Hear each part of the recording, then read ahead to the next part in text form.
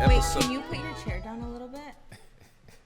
Hey guys, welcome back for another episode of Real Life Realtor Podcast. And you're here with myself, Dennis Scott. Vanessa Estrada. And today, guys, again, you join us in our new studio for Season 2, Episode 2.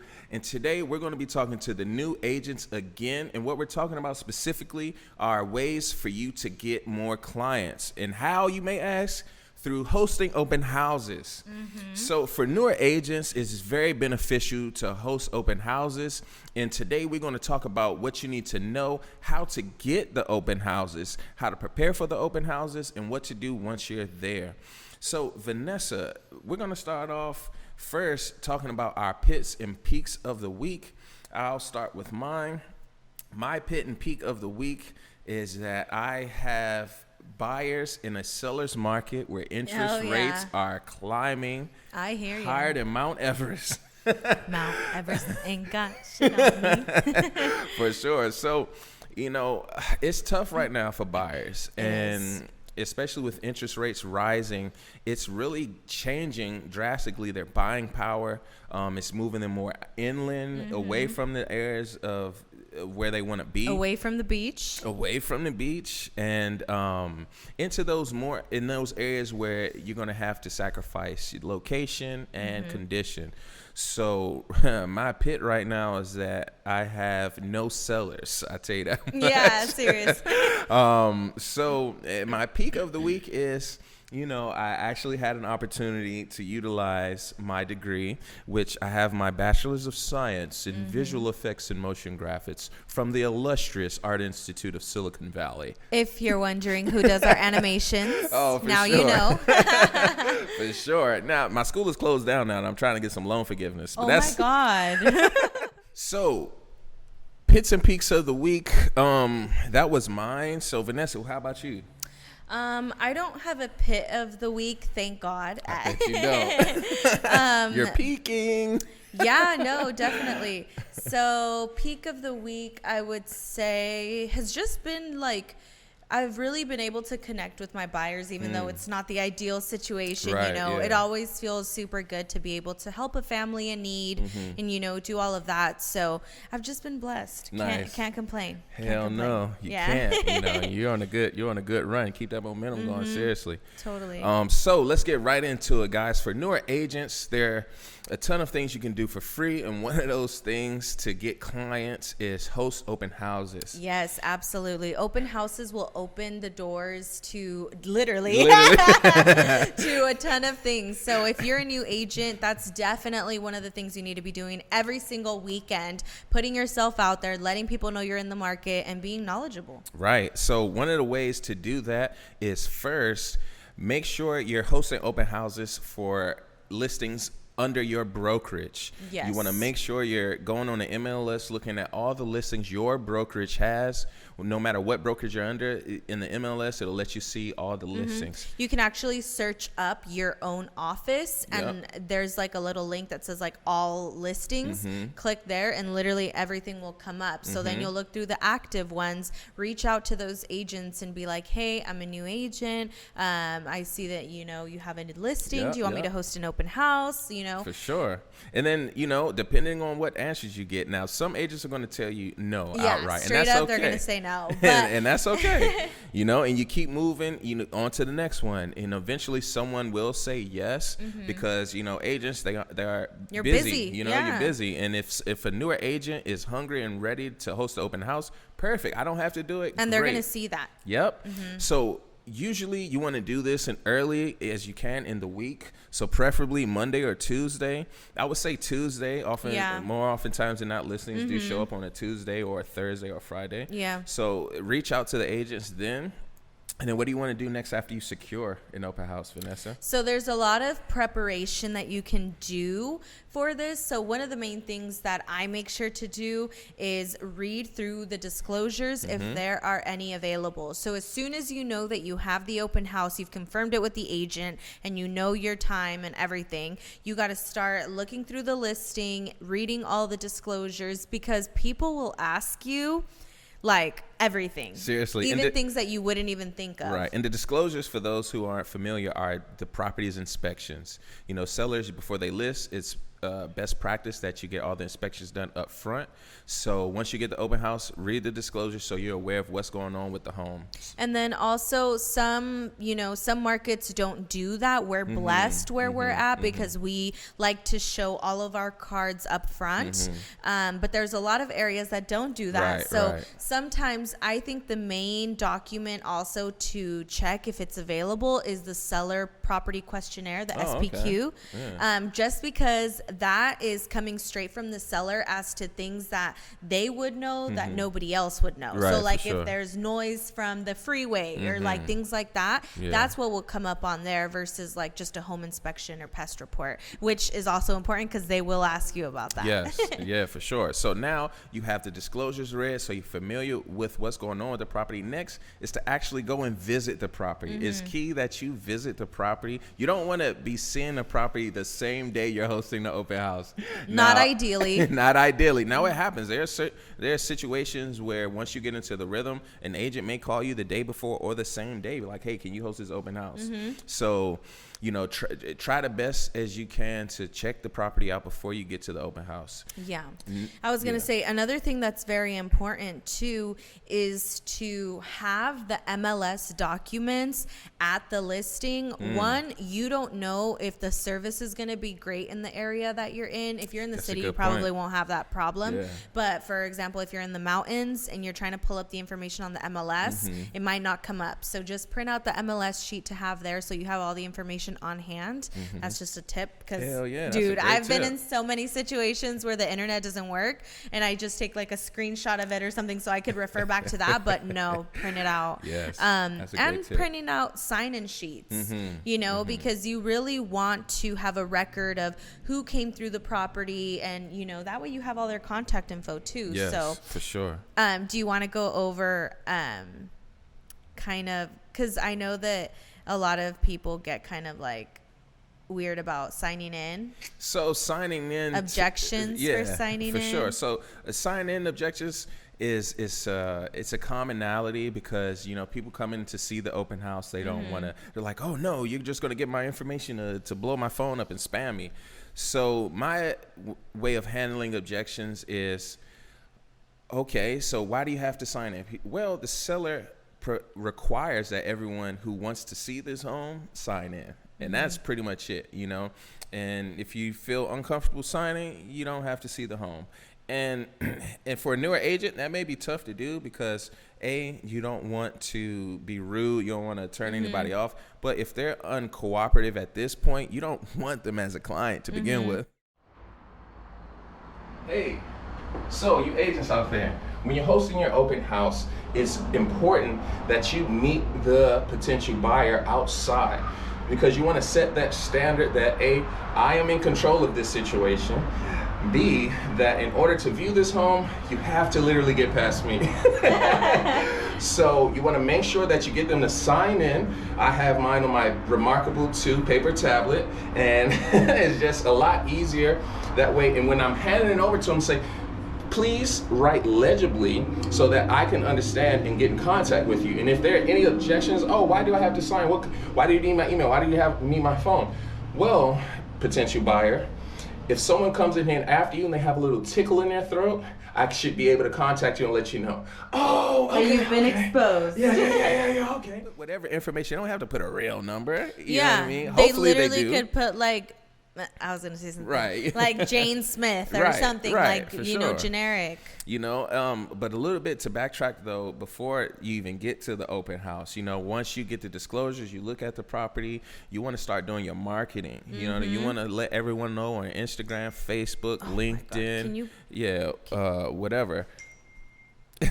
you want to let the people know that you're actively engaging in the market. You want to let people know. Now, showing that online as a newer agent isn't so much to get people to come to the open house. It's more so to let people who are watching know that recognize you, that you're working. Look at you as a professional. Okay, and once you're there, it's the day of the open house. I generally try to get there at least a half hour early. 30 minutes. At the minimum, to get to the home. I like to set up as many signs as possible. I have 12 signs now. I'm looking for 15 more. Jesus Christ. I want a total I was of, telling Dennis before we started recording, I was like, that's literally insane. I've only ever used like 3 or 4. So, and the point behind it is, it's marketing, it's advertising, exposure. People who are coming to the open house, they don't, most times than not, they don't know that you're not the listing agent. Yeah. You know, of course you want to let them know if they ask, hey, I'm not the listing agent, but the perception is, oh, this is the listing agent. He's the one selling the house. So when they come in, they have a different expectation up front. And also of your credibility. Yeah, to that point, like the listing agent is representing the best interest of the seller. Yeah. So it's kind of like, I'm here to represent your best interest as the buyer. You know, it's like, why would you want to pair up with the listing agent who's looking out for their seller when you could be working with someone like me that's going to protect you at all costs? For sure. And you know, and once you got all your signs out, you want to make sure you get in and do what when you enter the home. Okay, so obviously find the lockbox, which is sometimes the hard part. Seriously. In some listings, you know. But yeah, once you get your keys and you're opening up the house, make sure to unlock any doors or gates that might be on the property. Yes. And then as well as opening up all the windows, blinds, everything. You want it to feel super light, airy, inviting, all of that good stuff. So you turn on all the lights, open up all the windows, doors, like do all of that. I like to bring snacks, water bottles, because I'm extra, and like an oil diffuser to have it smell good, like just very inviting. You want to create an ambiance, an experience, a welcoming environment. Yeah, you know? definitely. And you definitely want to open the windows because you don't know what if it smells moldy, what if, you know what I mean? You just want to air everything. You just want out. Air circulating, and just kind of like letting everything breathe. And then once you have everything set up and it's ready, you have people coming in. What I generally like to do is I like to meet people outside the home. Yeah, so I like that we're going over this because we have different ways of going about our open houses. So I really like hearing how other people do it, and you know, vice versa. That way you guys see like, oh shoot, see like people do it differently. It's not a right way to do it. And no, it definitely isn't one like cookie cutter way because, for instance, I've heard of agents who will have a sign at the front of the house that says, come in, look at the house, make an offer. Yeah. Like specifically, you know what I mean? It's just like, whoa. It's or like there's one that says like, come in and fall in love. Yeah. Like things like that. And what you're doing is you're setting that expectation and like, oh, okay, let me see if I can fall in love with this place or not, you know? Yeah, pretty much. Pretty much that's what it does. So really what I do to get that contact information outside is just really, I'm literally standing in between them and the home. And it's like, hey, the sellers need this for you to enter. You know, make sure you write legibly and where I can understand it. So while they're signing it, you know, I'm giving them a little bit of information about the property. Hey, this is a 3-bedroom, 2-bath, over 2,000 square feet, blah, blah, blah. If you have any questions, please let me know, and I just let them walk through the house at that point. And you know, I don't like to follow people around in the house because you know, that feels kind of like creepy. You know what I mean? Yeah. Unless they're having a conversation with me as they're walking, then I have to kind of pace you, walk, you know, with them. Yeah. And then while they're walking through the house, you know, if they pass me, if I'm at a fixed position, so how do you like the house? You know, out of 100%, how do you feel about making an offer on this home? You know, that's an aggressive question. I may ask that like towards the end of the interaction. Yeah. But just to get a gauge of like where they are. Oh, before that though, before they sign in, I like to ask them, so how did you hear about the open house? That's what I was going to mention. You know? Yeah, because you meet them outside. I don't. Okay. Well, for this past open house that I held, I did go outside, but because it was kind of hard to tell where the front entrance was, so I would meet them like up at the driveway and then like bring them to the front door. Right. But yeah, I always like to, you know, my conversation starter is always like, hi, like welcome, my name's Vanessa, like I'm hosting the open house, you know, whatever. And then once you say your name, they usually tell you theirs. Yes. Or if they don't, like I'll ask them like, sorry, I didn't get your name, and then you know, like that. And then I always ask them too, like first thing, like, so how did you hear about us? Did you see it online, or did you just see the sign driving by? And why do you ask that? I asked that for a couple different reasons. One, I want to know if my signs are attracting other type of clients, because if they are, you need to add more, like how Dennis says, you know. Sure. Also, two, if they saw it online, they already know it's a 3-bed, 2-bath, 2,000 square foot home, you know? So then at that point, if they've seen it online, or if they say, oh, my realtor sent it to me, like, you know, because sometimes you get that where it's like, oh, my agent sent it to me and told me to stop by. And then it's like, oh, awesome, who's your agent? And then, you know, and then so all... Yeah. So sometimes they actually really do have an agent, and I'll sign them in on my sign-in sheet. Like I got their name, I got their agent. I don't ask for their contact info, because if they have an agent, it's like they're represented. Yeah, they're represented. Plus, if they're telling me their name, then I most likely know who their agent is too. So I'm like, okay, cool. But yeah, so there's like a lot of scripts that you can use during open houses. So asking how they found out about it is one way to figure out if they already know the house information. Sometimes, like yesterday, I had a couple that came in, and I thought they had like seen it online or just drove by or something, right? So I was like, oh, did you just drive by? And they were like, oh yeah, like we were at the other open house down the street, so we just decided to stop by and like this and that. So they were just kind of looky-loos, didn't really know what they were doing. But it's a good way to gauge, like, okay, these people are serious. Oh, these people are just kind of Sunday trip, like let's do something fun. You know what I mean? And then for me, another reason why I ask is to figure out, you know, what level of the game are they at, and then if they're looky-loos, and a lot of agents, they, you know, they say, oh, if you're looky-loos, they'll try to leave them alone. But I try to figure out, okay, do you live in the area? Are you looky-loo? Are you interested to know? What I do. Are you interested to know how much it's worth versus your home?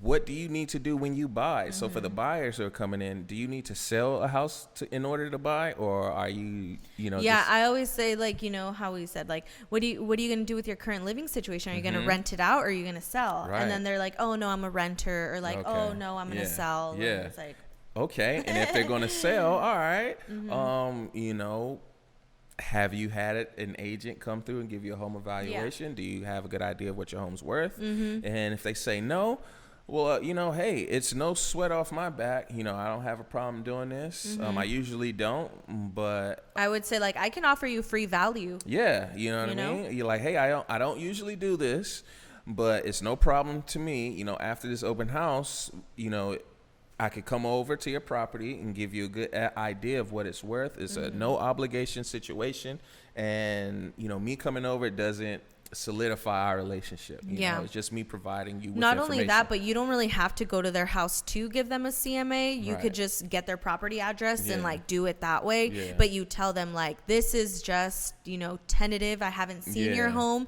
but if you would invite me over, I could totally take a look and see, you know, adjust the comps. My goal is to get to the house, though. Yeah, you're trying to you're very like, I don't do that. I don't try to scare them away. I'm like, let me come over. I'm like, no. I'm like, yeah, what's your address? I could send you just a rough estimate, and then if you want an in-depth, we can go further.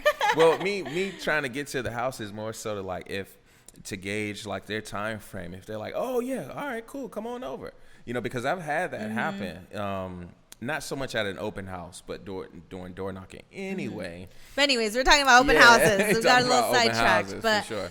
One of the things too that you want to do after the open house is send the listing agent an open house report. Yes. So email them or text them. I like an email just because I already have my template. Nice. And so I like to put how many people came by, people and groups, feedback that was received, you know, and if there's any people that had any certain like questions or anything that could have been, you know, like off the fly, and that I needed to ask or something like that. But yeah. And because the listing agent wants to know so they can relay the information to the seller. Because if the seller's noticing or the listing agent's noticing that traffic is minimizing, you know, maybe that a shift needs to happen. Maybe the seller needs to do something, maybe do a price improvement or whatever. But guys, hopefully, you know, with these tips, with securing open houses, how to prepare for open houses, how to set up for the open house, and what to do once you're actively at the open house has giving you some value and information on what to do. We went over how to get an open house, things to prepare before the open house, what to do once you're there, and what to do once you're done. Right. So if you want to be a good agent, follow these tips. Oh, one last tip, though. Make sure after the same day, if you can, or the day before, follow up with anyone who signed in. Yes. If you have their contact information, reach out. Thank them for going to the open house. Yeah. And the good thing that I've been doing recently, before I leave, I'll take my phone up like, hey, Dennis Scott here with Keller Williams Realty. I'm still here at XYZ Main Street. You know, if you have any questions, please let me know. Otherwise, have a great weekend, you know, and just send them that video, because oftentimes agents, they just don't follow up. Yeah. And the money's in the follow-up. So it's one thing to get the people, but it's another thing to follow up with them and build that relationship and really help them in their journey. Yeah. All right, guys. So this has been a great episode. You know, you can find me on Instagram at dennis.scott realty. And you can find me at vanessaestrada.realtor on Instagram. You can find Sirrom at Alizem Realty on Instagram as well. Yeah. All right, guys. Peace. Have a great day.